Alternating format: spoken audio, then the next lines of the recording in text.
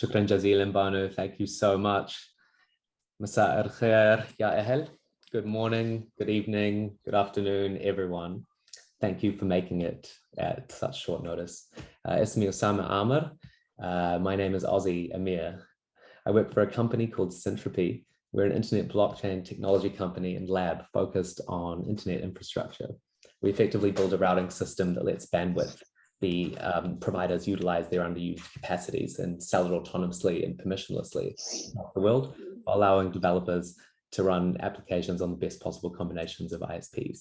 So we effectively build sorts of tools and protocols that drive the future of the internet. So I was, me personally, I was born in Baghdad, Iraq, in 1992. My parents, Nazar and Samar, they fled to Jordan when I was about 6 months old, and then they migrated to New Zealand. I then made my way through school. I was living in the United States when the 9/11 terrorist attack happened. So I experienced firsthand the alienation that can be experienced, by anyone grappling with identity, issues of identity and who they are.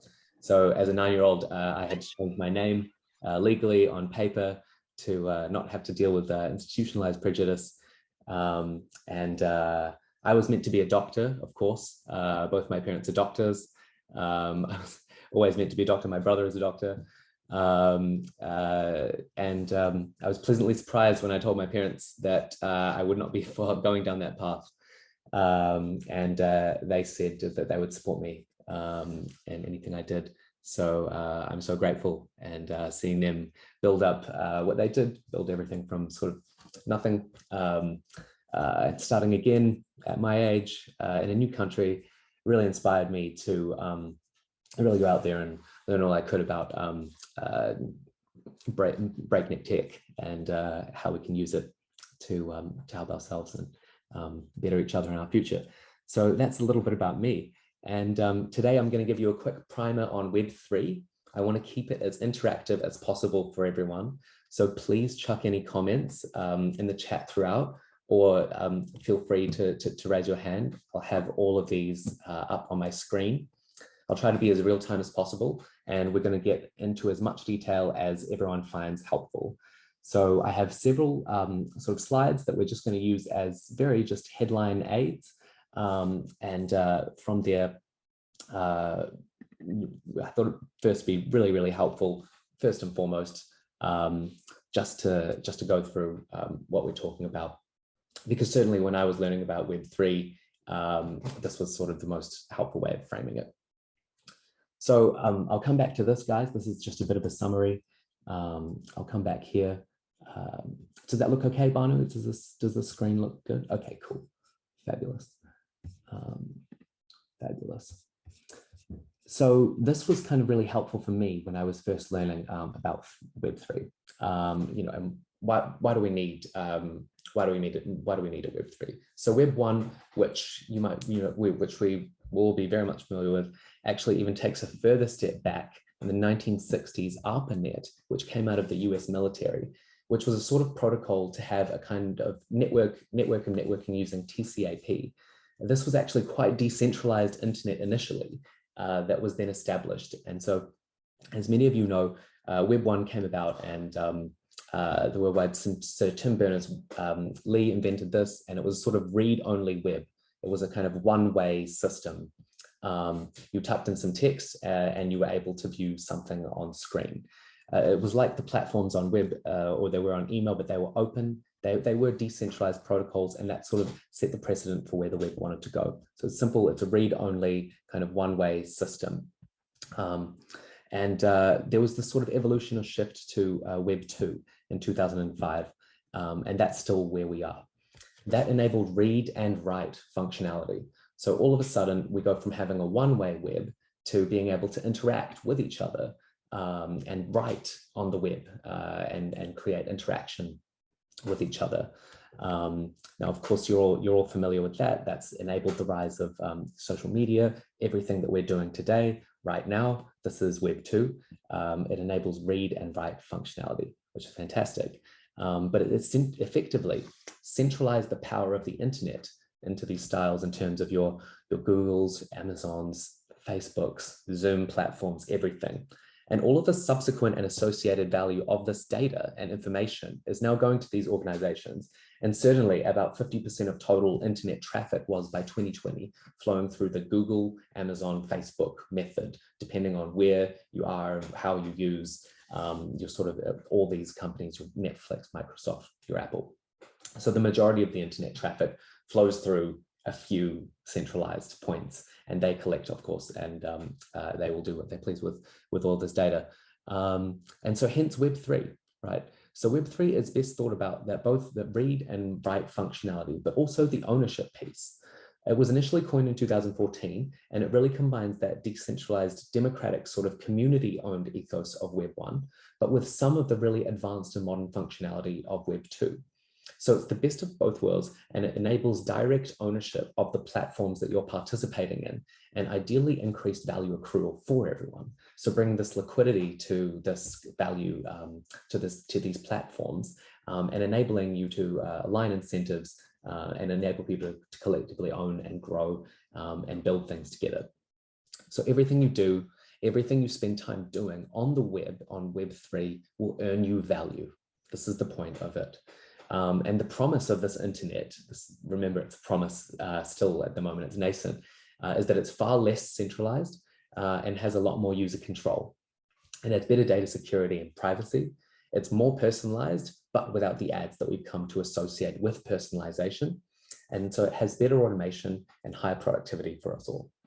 And certainly I was like, sign me up to those primitives, because it's humanity's most important tool, our agency and our ability to interact and own the value that we create and push out to each other. So what we're talking about when we talk about Web3 primitives and data democracy and decentralization is, let's say, smart contracts. So let's talk about this. What does this data democracy mean? What is a smart contract? So a smart contract is essentially a self-enforcing contract.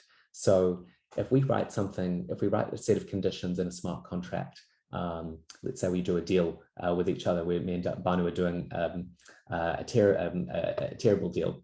We've put it into a smart contract, and we have an element that triggers the smart contract if an event happens. If it goes ahead and the event is triggered, then the smart contract will execute on its own.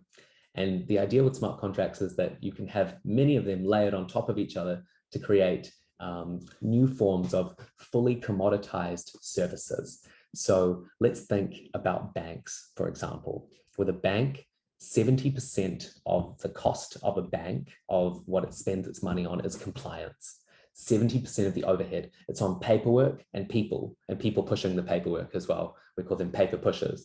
So with blockchain and with smart contracts, you can make these things effectively and slowly and more over time, slowly more commoditized, which means that you do not need such a heavy element of people in there. The contracts are self-enforcing, so it's not about having a long contract that you have to write and sign, and if you don't follow through with the contract, you have to get a legal enforcement, which is what you trust the state for and what you pay the state for, this legal enforcement element. No, with a smart contract, it can do itself and it can just enforce itself, which is fantastic.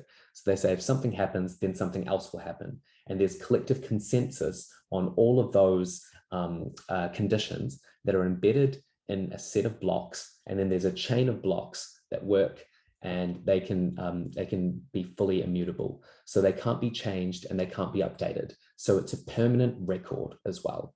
So a nice, easy way to think about blockchains and smart contracts is that they're like a giant receipt written in steel, and there's thousands of copies of this receipt all over the world that are maintained independently by independent people. And so when governments think of Bitcoin or Ethereum, and they say they're concerned, or at the start they were concerned, it's because of the control element, because all of a sudden they don't have control over what kind of truth they can manage, what kind of truth they can change in the past, because it's all immutable and it's written in a permanent record. And this trust element is really important because let's say there was a recent report that said pretty much all industries in the world have a lower than 50% trust rating, unsurprisingly, and it's declining at a very fast rate. So there's a big trust issue, right? So what we want to build is almost like a trustless environment, something that cannot be, or where that trust is never called into question, which is what this blockchain enables. So it enables collaboration in a low trust environment. Me and Banu don't need to trust each other. We don't need to know each other. We can just do business or have interactions. We just have to trust, for example, the Ethereum blockchain and the 50,000 nodes that are maintaining an independent record of everything that me and Banu have done together. So it's this great trust tool for us all to be able to trust each other and forget about it, essentially. And also blockchain is peer-to-peer. So it takes out those intermediaries that we mentioned earlier. So me and Banu can talk to each other directly rather than have to go through Zoom or Facebook or a centralized institution. And you take out the single point of failure. So this also means there's no censorship, and it's what's called permissionless. Anyone can write to it. Anyone can read and audit the blockchain in different ways. So they're more secure. And so this is a core part of the Web3 stack, of these primitives and the web ecosystem being owned by the builders, the users, and the people who secure it. And it's often orchestrated with tokens as well, which we'll hear quite a lot about and which we will come back to. But those are tokens that effectively give you property rights. So you can own a bit of land in the internet, or you can own your own data, and you can choose what part of that data to show to who, where, and when as well. And there's what's called verifiable proof as well. So you can verifiably see that someone has actually looked at your data.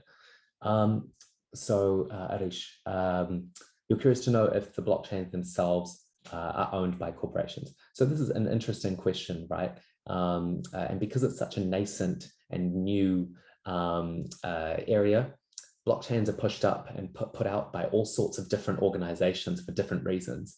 And so you very much must look at each blockchain like its own nation state. And they can be as varied and wild as Mexico to Maldives and everything in between. So you really need to examine every blockchain. Who owns the nodes? How is consensus reached?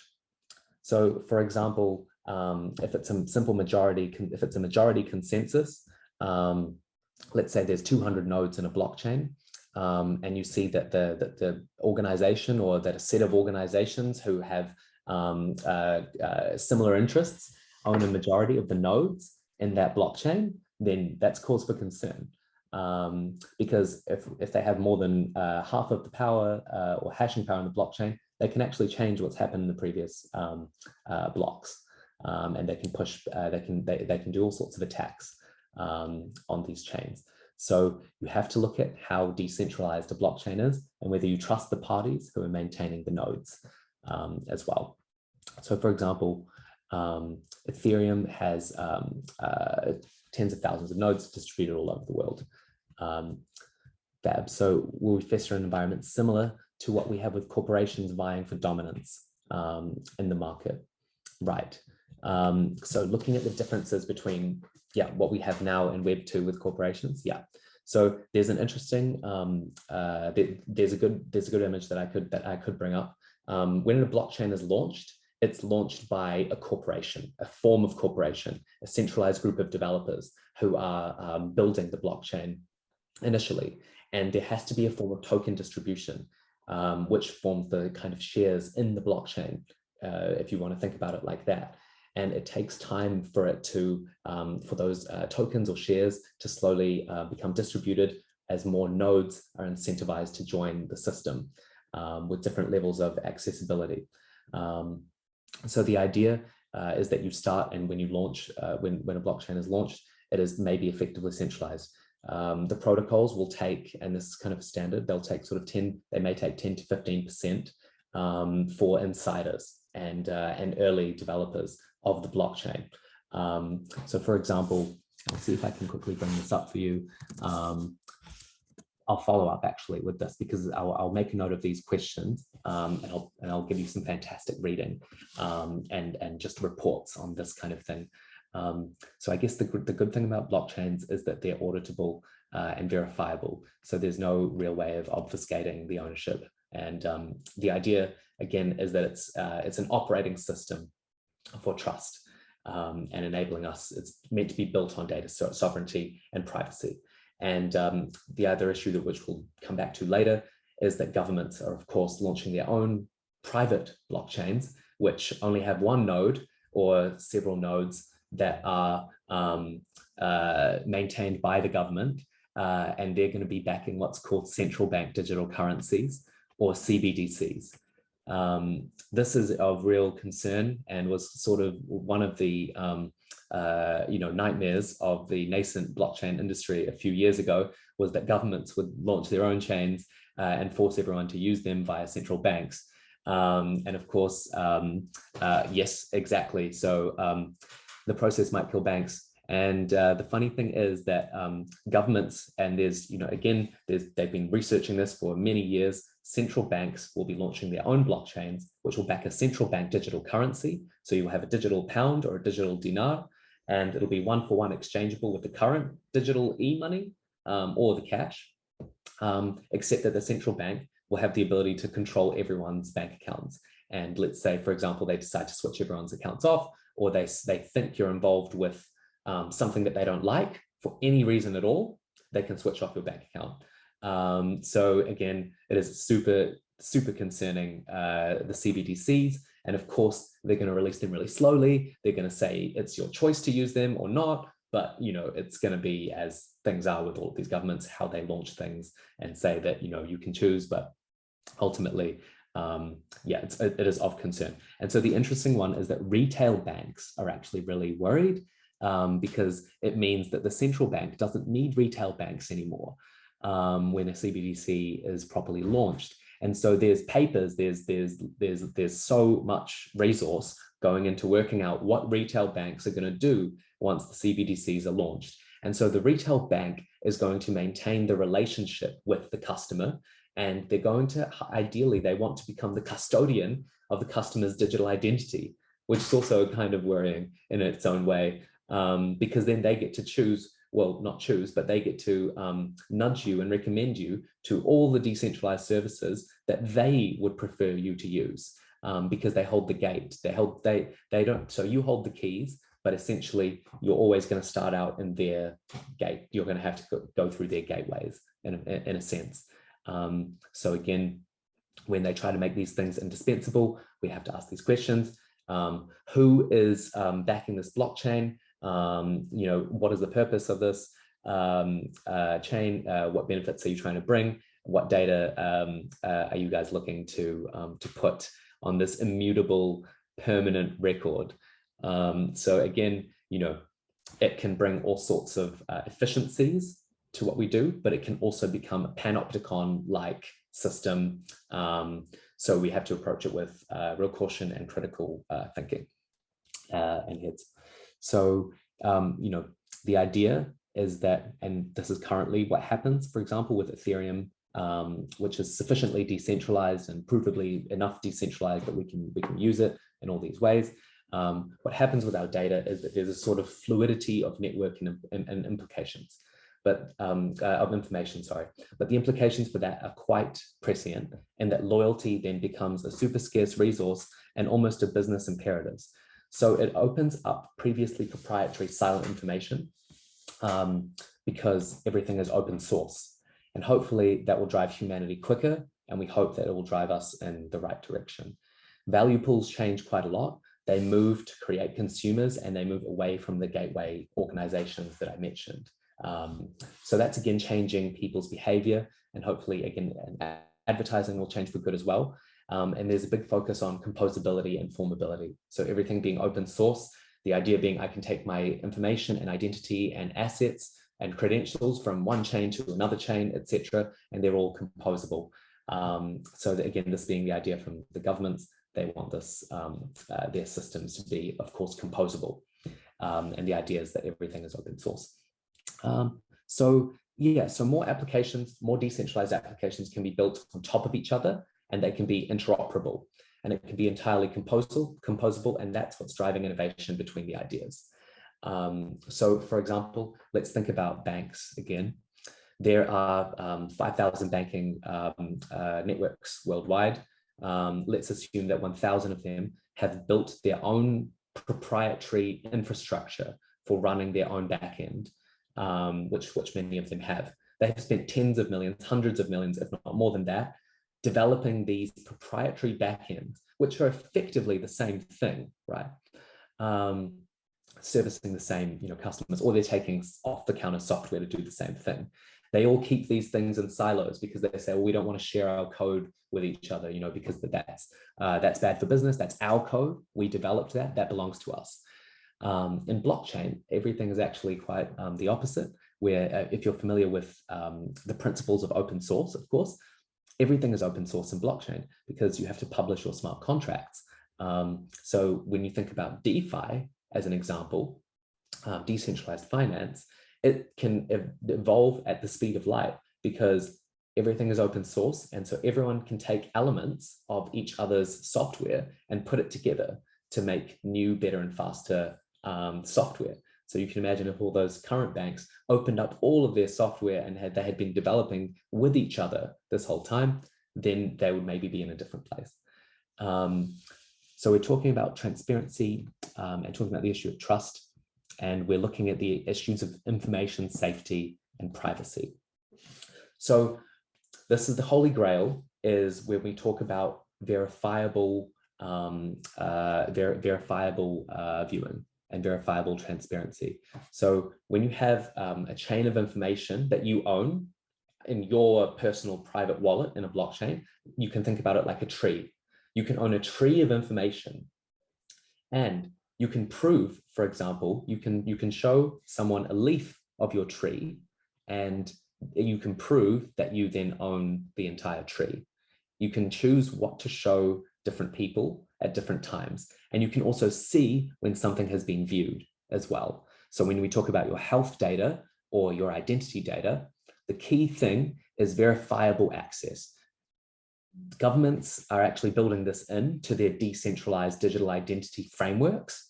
So this will be part of the privacy by default, but it will be restricted access to services if you don't share your information, for example. So that is the concern.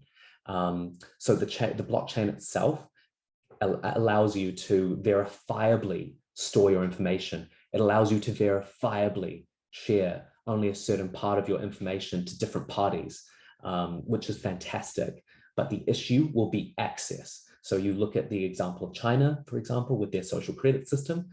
There's a possibility that the new, the blockchain system, again, this is what we're working against at the same time and working to, properly shape, is that it becomes a decentralized social credit system for everyone, meaning that if you don't opt in, you can't travel, you don't have access, maybe not healthcare. So again, this is not something that anyone is actively working towards. It's more something that people want to actively work against.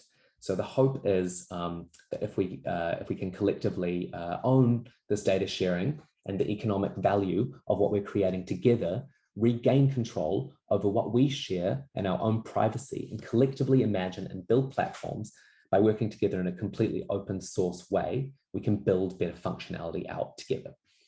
So this is the hope. Through collective consensus and on those ideals, we create a better and safer and more humane space, which we can realize through, which we can all realize as well as, the value through tokenized ownership of these platforms. So the Web3 does promise a significant value shift, as well as that control and the bargaining power back to the users at the most fundamental level. And so what does that look like, right? So this is kind of, this is just like a mishmash, an example of how this kind of looks. And so we're talking about what that means in terms of making things pseudonymous as well, right? So like thinking about pseudonymous, but not anonymous. So when you play a game online, for example, you have a fake name that you use, it's your character for the game. My pseudonymous name in Web3 is Ospresso. like espresso. And people don't know who I am when I'm interacting with them on chain. I have collaborators, people who I build things with. I do governance over decentralized platforms. I do art. I do all sorts of things, but people don't, in fact, know who I am. And so the idea of being pseudonymous, but not anonymous, is really powerful. And it does a lot for the feeling of identity as well, because I can be espresso and I can be working with people from all around the world. And I don't know where they're from. I don't know who they are in the back, but I just know what they bring to the table. And I can audit their, I don't audit, but you can audit their wallet on chain, and you can see what they've contributed to. You can see how they've contributed in different ways. And you can see what they like and what they're into. And you might even be able to talk. And we'll come back to this with the idea with the open metaverse as an opportunity and kind of space for transcending identity, boundaries, and borders as well, which is something I'm really interested in as well, and super passionate about. So again, we don't need to trust each other to be able to work together. We don't need to know where someone is. And you can have all sorts of metrics, financial assets, proof of anything you can think of linked to your pseudonymous identity. So you can choose what elements of your identity to reveal if you want. And yeah, so we're talking about disruption. So I always like to bring this back to like, what does it mean for me? Like, what the fuck is going to change for me, really? Like, and I always frame it with these ideas of, there's this guy, Clayton Christensen, who's kind of one of the godfathers of disruption theory. He sadly passed away a few years back. He basically talks about, you look at digital photography, film photography, PCs, Airbnb, hotels, like the disruption is inevitable. So this is a kind of form of disruption, but it's just changing the value distribution as well. And the idea is that we can shape that by being involved as well together.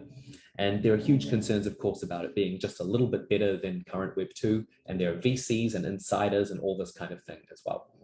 So let's we can come back to that as well. So yeah, on the borrower's side, for example, like in DeFi, self-enforcing smart contracts, like we mentioned, can bring more mass efficiency gains. There are also these decentralized autonomous organizations, or DAOs, that you might have heard of. You might have seen some in the news, like one that formed for buying a copy of the US Constitution. Another one, other ones raising money for different causes and this kind of thing, and other use cases. But DAOs are not that insofar as innovative, insofar as they're just a collective or group, but just pseudonymous and governed, kind of can be governed from anywhere, with anyone able to participate.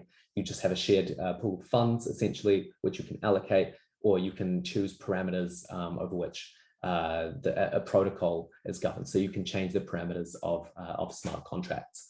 And there's all sorts of governance concerns, like different ways that people make decisions in these structures. So you've got these new ways of voting, like quadratic voting or conviction voting or holographic consensus. And you can sort of change the nature of how humans engage with each other and how we govern over the platforms and collectively decide on what the community should or shouldn't do. So we go from simple one vote per person to more fluid ways of assessing how someone has contributed and their sort of governance abilities within a platform. So a DAO is all about aligning people's, empowering the people who can act in the best interest of the protocol, giving them value and empowering them to do so over time, which is fascinating. When you're actually designing those rules, you signed up to them, and then you can start designing those rules. So what's incredible is the way that sort of reputation is advancing and moving away from just the dumb token-based voting, for example. So there's 1,000 flavors and ways to slice these DAOs, for example.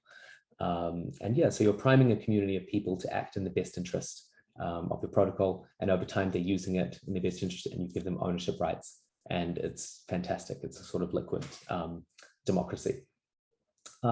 And so, yeah, let's kind of think about that, the rest of these the other areas in this space. For example, we can look at NFTs.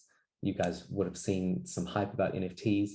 Like last summer, there was sort of a big summer of hype, certainly, and this this utility or that utility. And so NFC being a digital representation of any sort of intangible value, and a sort of operating system or a way to bring sort of a liquidity or enable people to trade things that they wouldn't be able to trade. And so, for example, I can trade something like assets or World of Warcraft gold, for example, that I built up in a game. I could trade them for a pair of shoes if you wanted to, for example, or being able to transfer these assets across different operating systems and different chains and this kind of thing. And yeah, we saw a big shift, like, for example, in the Philippines, there was the Axie Infinity game that came out of Vietnam. And in the Philippines, this gave people the ability to earn, it was something like 600 USD every month just by playing a game. And that was higher than the average living wage during the pandemic.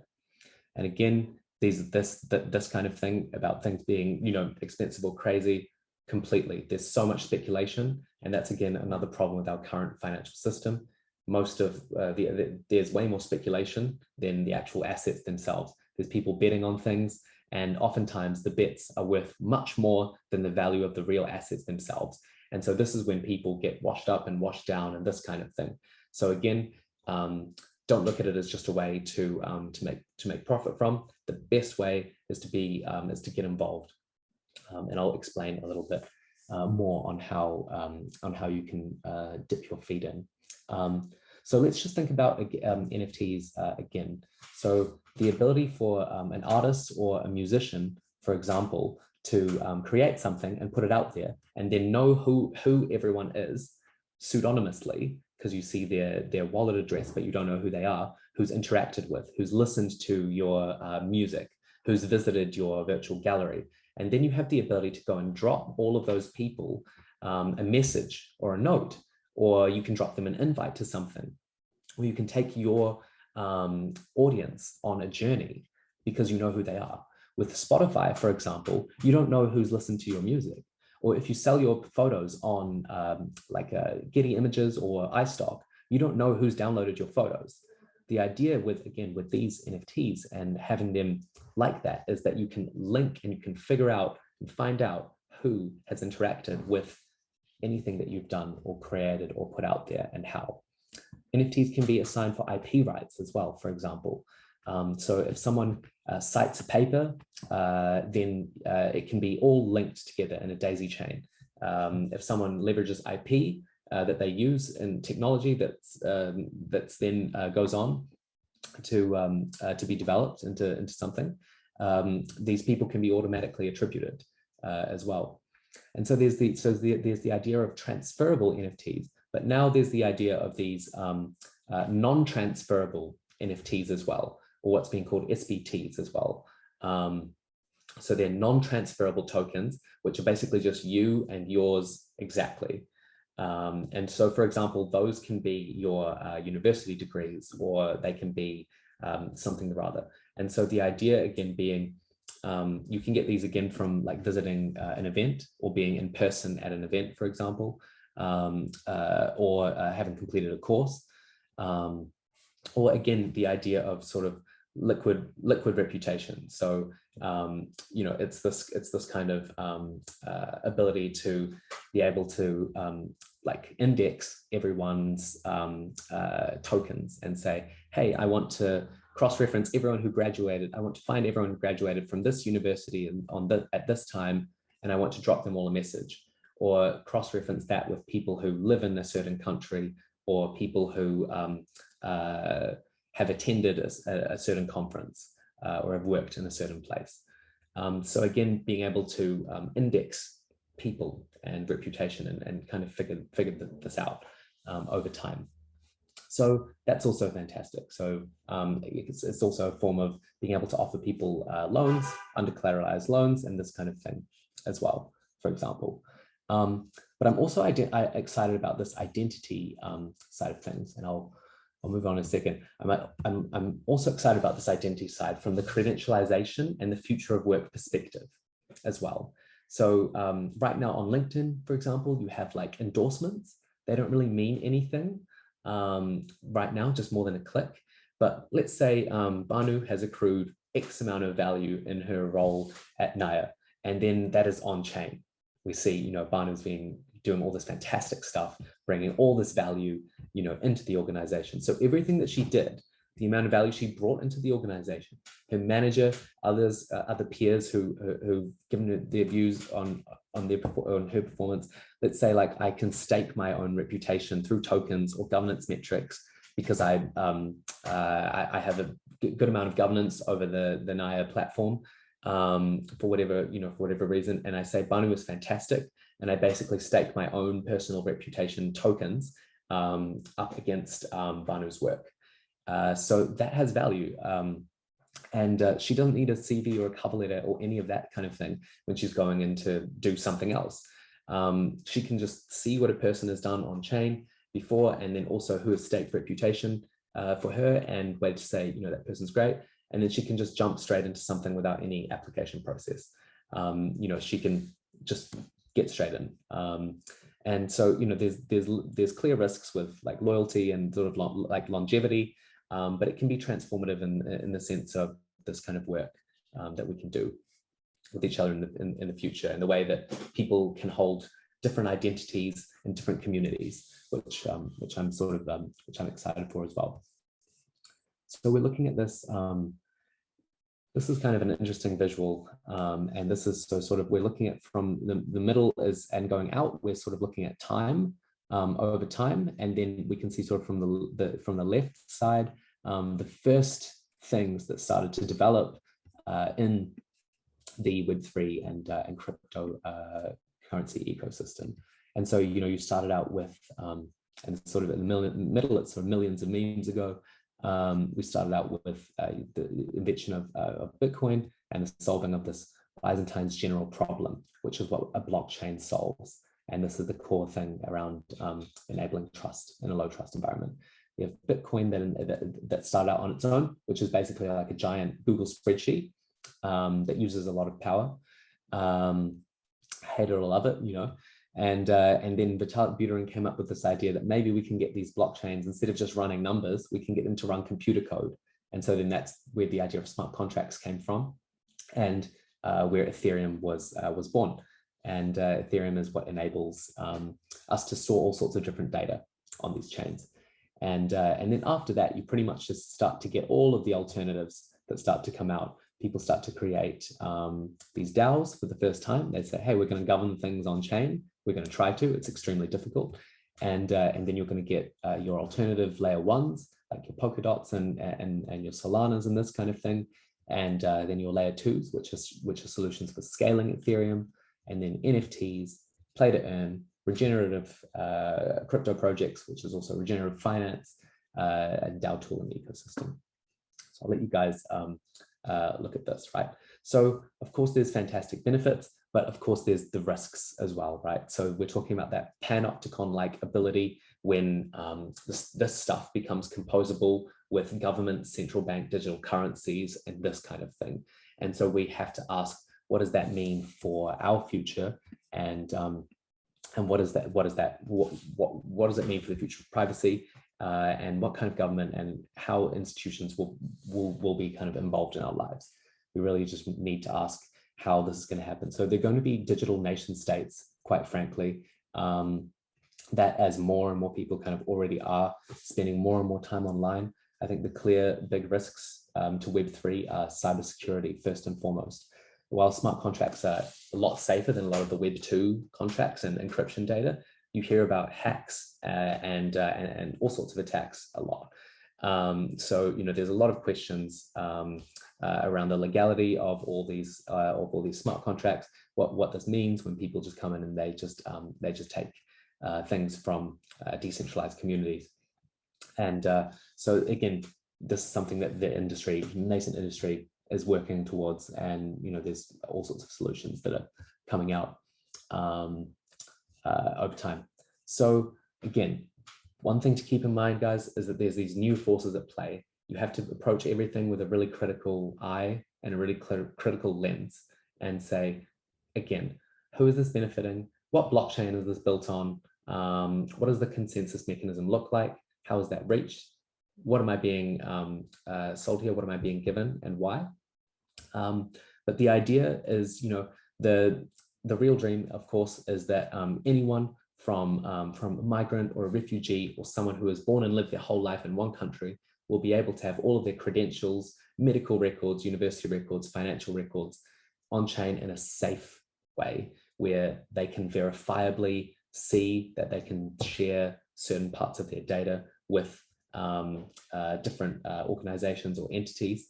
And there are possible huge benefits, of course, but there are also everyone from governments to private startups wanting to capitalize on the space for purposes which are combined with profit and control. So the use case is there and it makes sense. But again, we're seeing everyone from governments to small startups try, and we should really watch cautiously, not commit your key data onto a blockchain until a truly trusted and interoperable standard emerges. So the promises are great, but of course, there are so many weak points. And it's still completely reliant on Web2 infrastructure to function to a very large degree. For example, NFT metadata can be changed by the people or person who released the NFT in a completely off-chain way. There are new solutions to that which let you store data and images and this kind of thing on chain verifiably, but really there is an entire ecosystem that needs to be built. And there are further risks, right? Like the current dangers with Web2, disinformation, manipulation, all of these things, they're huge.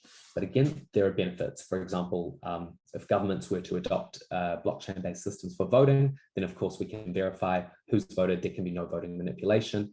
And of course we know, how concerning that can look, of course. So yeah, so on the data piece, having verifiable access as well. You can have encrypted data and then you can verify and show when it has been decrypted, who has accessed it, or by share of different parts of that. And that's the basis of the virtual identity in the future. And I think the one which I would think about in this debate is the sort of concentration of power of tokens in things like venture capital and all of that, when they concentrate their power, for example. And this is this Jack Dorsey criticism when he's like, okay, VC's on tap, it's very rich criticism, but for that kind of concentration of power, it doesn't look good. So, they're also working on ways where they can reduce their governance share in the community and still maintain a financial interest. So it's a kind of balancing act. So there's this kind of vast landscape, right? That's coming together. There's all these operating systems. There's tooling for DAOs. There's decentralized finance. There's NFTs. There's the entire NFT stack. Again, all these companies, pretty much all these companies, again, are looking, to acquire a ridiculous amount of talent at pace, as they kind of grow and as they emerge. And so then there's this huge opportunity across these spaces, and of course, there's the metaverse opportunity as well. So I like thinking about the metaverse or the open metaverse opportunity as right now you look at Web2 and when you interact, it's just scrolling. So when in Web2 I want to talk to someone or I want to see someone's pictures, I scroll. When I want to interact or work online or purchase something, I scroll. It's kind of one-way interaction and it's just scrolling based. And it's sort of this 2D interaction. The idea is that we want to get to a place where an actual open metaverse is the same thing, but it's in 3D and it's in real time with your friends. And you're able to explore and you're able to take your identities and assets using this open identity frameworks that we've kind of discussed between these different spaces in these virtual spaces. And again, this can be pseudonymous as well, and it can form the basis for interactivity and for connecting with people who share similar interests to you, no matter where they're from, all around the world. So we're looking at this, the stack itself, the way that it's forming. You have layers at the top for access.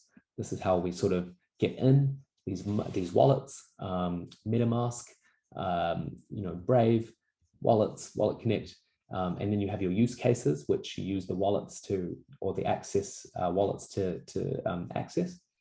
You've got everything from gaming to social content, NFT, and again, for example, Mirror, you can think of it like Medium, except people can pay you. You can get tipped as well for writing your articles. Gaming, you can get paid. You get paid to game, essentially, because you're building up assets that people who want to come and play the game later, they want to acquire these assets, or you can take them from one game to another. So yeah, there's all these ways of kind of monetizing this ecosystem as well. And then below that, we have all of these primitives or these infrastructure categories. And at the bottom, we have the blockchains themselves, which then run the infrastructure primitives, which then can run platforms, which can be accessed, or platforms or use cases, which can be accessed by these wallets. And so this is what we mean when we say like a decentralized stack, kind of forming and coming together. And so these are some of the interesting projects as well that you can just kind of I kept tabs on. For example, there's all sorts of projects here.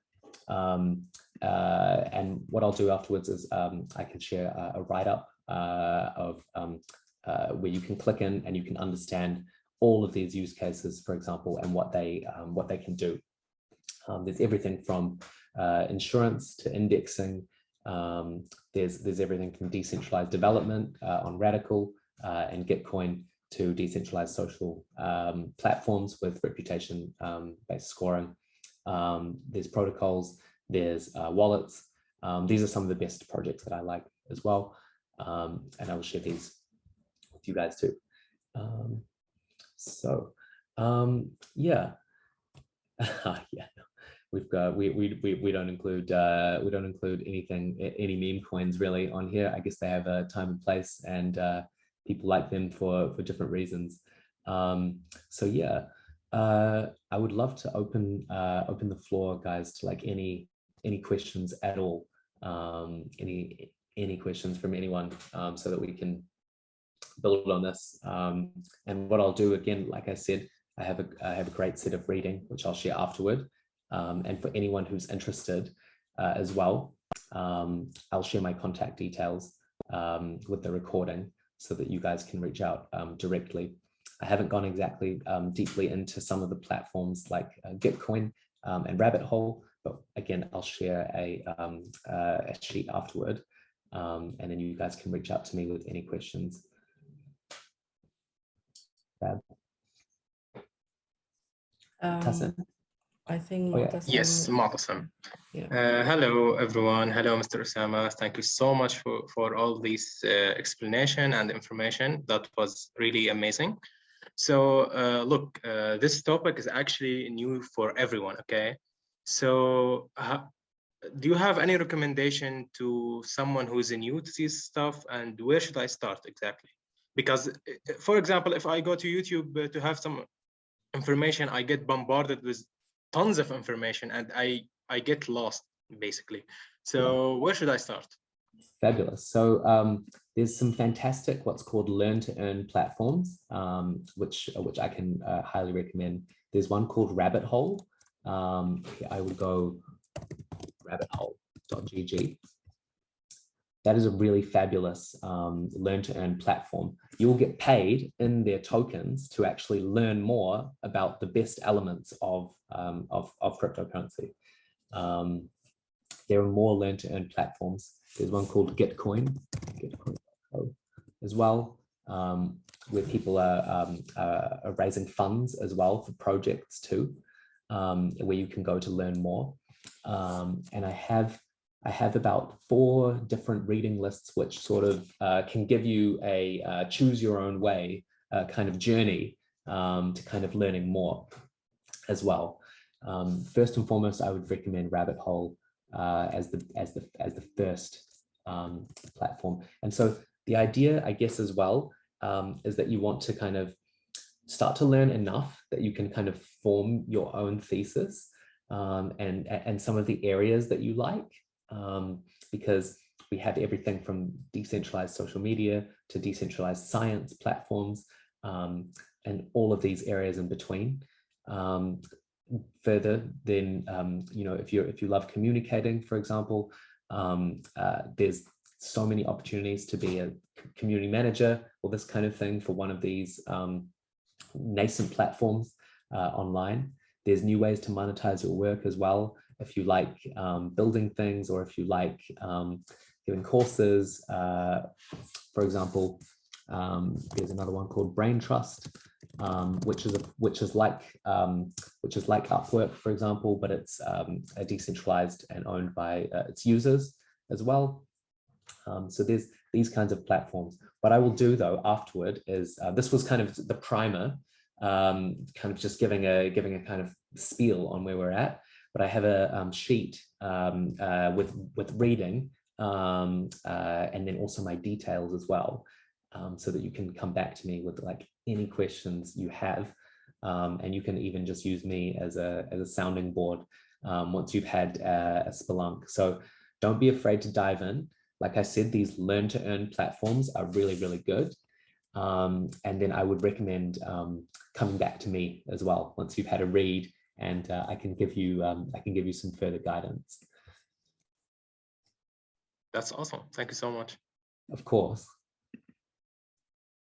Anything else? Any other questions, guys?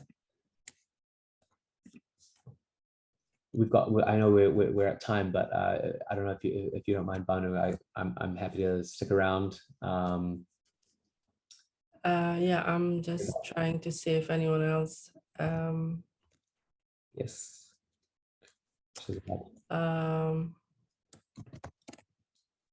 Feel free to ask any questions. Yes. So yes. Yeah, we have one in the chat now. Yes. There's definitely big opportunities for DevOps engineers, definitely. So Web3 still relies to a large degree on Web2 infrastructure to function, but there is a decentralized DevOps stack emerging as well, which is based on Ethereum and the Ethereum virtual machine, and running nodes. So you can look at everything from Alchemy as well. A great first place to start would be looking at the Ethereum virtual machine and how that runs. And you can think of, I'll share it with this, with the readout, guys. I'll share like a few reports that are kind of key reports around metrics as well for areas to look at. But in particular, yeah, so the EVM, yeah, Ethereum virtual machine is the platform which runs the smart contracts that the Ethereum nodes communicate to each other.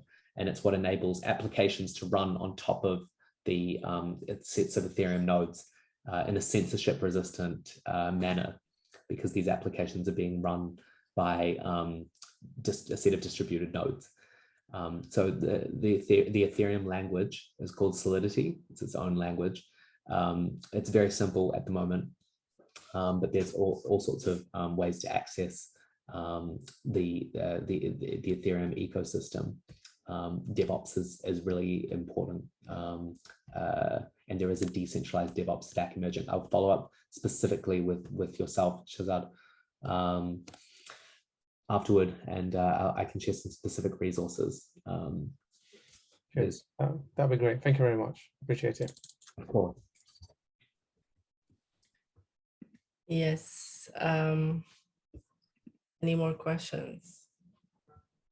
Yeah, anything. If you want to know more specifically on how you would want to get involved, or in areas that you're interested in hearing more about.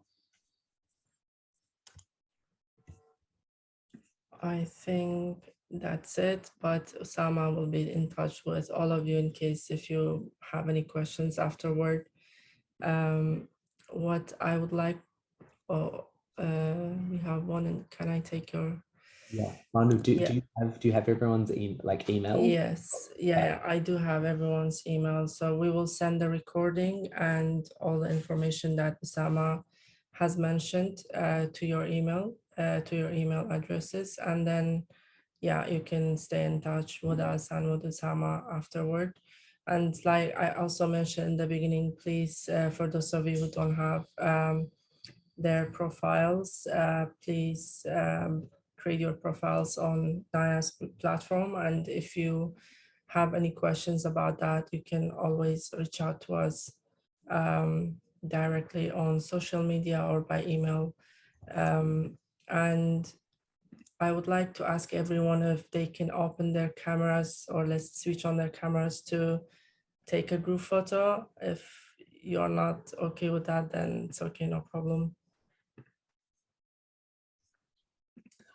Are you able to export the chat as well, Banu? Yeah, I will have access to that as well. I would like to say thank you. It looks like amazing information. I'm so sorry that I missed the first part of it, but thank you, Banu, for recording it. I will go through it again. And if any question, I will get to you, Sam. Yeah, please, guys, you'll have my contact details. I'm really happy to hear from every single one of you. Thank you so much for all coming. I'd just love to hear more, so that I can help guide you on your Web3 journey. It would make me very pleased. Thank you. Okay, guys, if you guys are ready, I can take the photo right now. 1, 2, 3. Great. Thank you so much, everyone, for joining. Thank you so much, Osama. That was a very informative session. And thank you so much for your time. It was great to see everyone else here in the session, and we will stay in touch. Have a nice day and enjoy the rest of your day. Thank you, everyone. Have a nice day. Bye-bye. Thank you for Thank you. Banu. Thank you. Sure. Thank you. so much. Bye. Thanks. Bye. Bye. Thank Bye. you. Shukran.